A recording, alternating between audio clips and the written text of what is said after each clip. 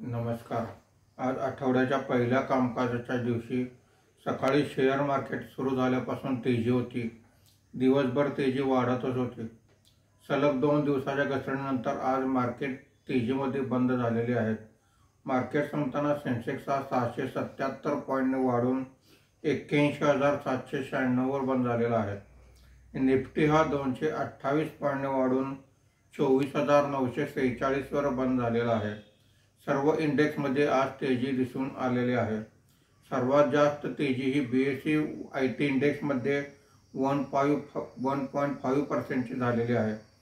BSE oil and gas index 1.22%, BSE reality index 1.21% ने वर आहेत। BSE mid cap index 0.93%, small cap index 0.38% ने वर आहेत।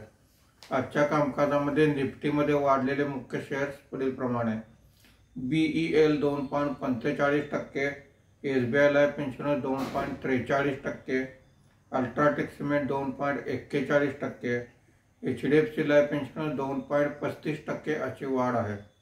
आज निफ्टीमध्ये घसरलेले मुख्य शेअर्स पुढील प्रमाणे: Tata Motors 3.57%, doctor Reddy's lab 1.15%, अडानी पोर्ट 0.31%, सन फार्मा 0.15% असे घसरण आहे। आज FIने 2539 कोटी रुपयांची विक्री केलेली आहे। देशीय वित्तीय संस्थांनी 5,781 कोटी रुपयांची खरेदी केलेली आहे। धन्यवाद।